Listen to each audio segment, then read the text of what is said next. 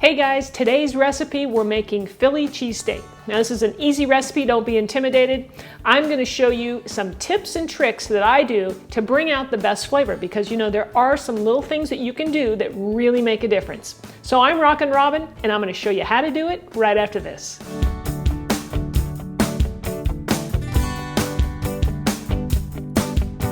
So guys, before I go over the ingredients with you, I just want to mention that this recipe was requested by a viewer. And so if you have any recipe requests for me, don't forget to leave them down below in the comments. All right, so let's go over the ingredients. Now, our first main ingredient is our beef. So what I want to recommend that you use is a ribeye. That's what I have here. It's the best flavor. You're going to get the best result. So that's my first tip. We'll also need some cheese. I'm using sliced provolone. We'll need some onion. I've got a couple here. And the other thing you can do is make your onions, caramelize them ahead of time, and then that way you'll have them ready to go when you need them and it doesn't take so long because it does take about 45 minutes to caramelize your onions properly. 30 to 45, somewhere in there. All right, our next special ingredient here is our roll. Typically, hoagie rolls are used, but I couldn't find it at the store.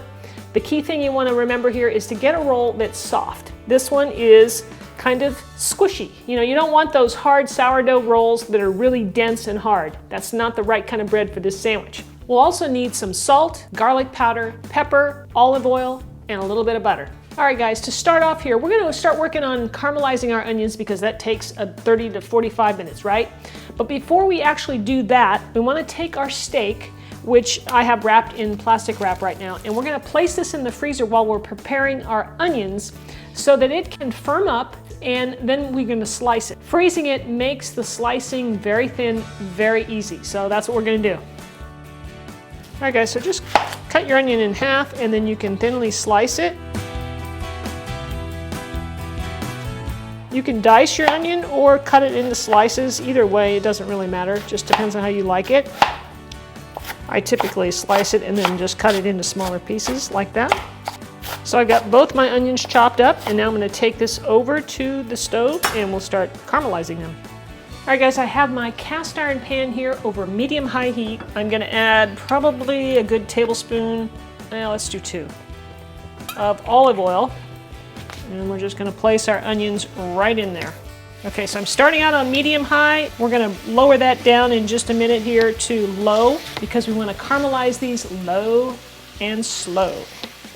So guys, this is what the onions look like after 10 minutes. This isn't even close to being what I'm looking for, okay? A lot of people will stop here even at 5 minutes, and you're just gonna pass up that incredible flavor if you do. So keep going, guys. We have another 20, maybe 30 minutes to go, and it's gonna be so worth it. All right, everybody, our onions are still cooking back there on the stove, and we're gonna letting them cook nice and slow, but my steak is firmed up. Obviously, we don't want it to get frozen, so it's time to slice it up nice and thin, and you'll see how easy it is to do when you have your meat really chilled like this. I mean, I can get this paper thin.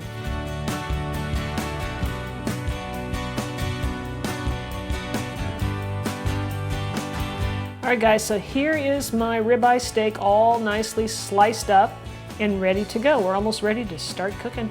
All right guys, it's been 45 minutes for our onions and I want you to see how much they've cooked down. Look at how beautiful golden brown. They smell amazing. This is where it's at, guys, right here. This is gonna make your dish. Our onions are done, so I'm gonna move them out of the frying pan and into a dish just temporarily, keep them warm. Okay guys, so now I'm going to prepare my bread. I cut it in half, obviously, and I'm going to just put a little whisper of butter on here, just to give it a hint of sweetness. So I'm going to place the bread, butter side down of course, right on my little griddle here, and we're going to toast this up, and this is going to add some nice flavor to our sandwich. All right guys, let's have a look at our buns. Look at that, beautiful, huh? That's perfect. So is this. All right guys, I have my pan here on medium-high heat and I'm gonna add a touch of olive oil to this, maybe a teaspoon or so, not too much. So let's cook up our meat. I wanna add some salt. Garlic powder.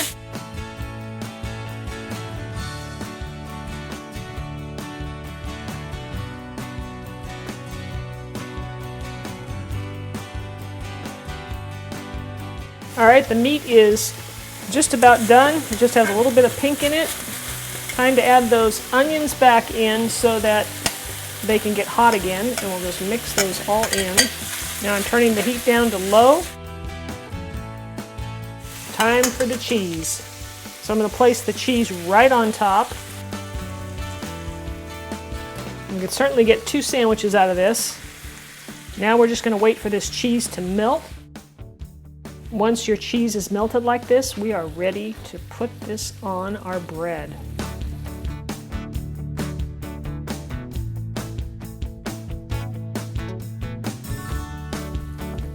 Let's pile that up. Huh? How's that look, guys? Does that look like delicious or what?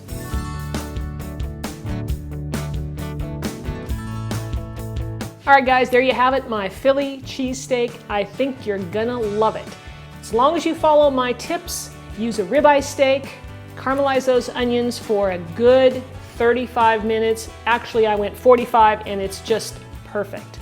It really brings out the flavor. And also, don't forget to put a little bit of butter, not too much, just a little hint, right on your bread before you toast it up.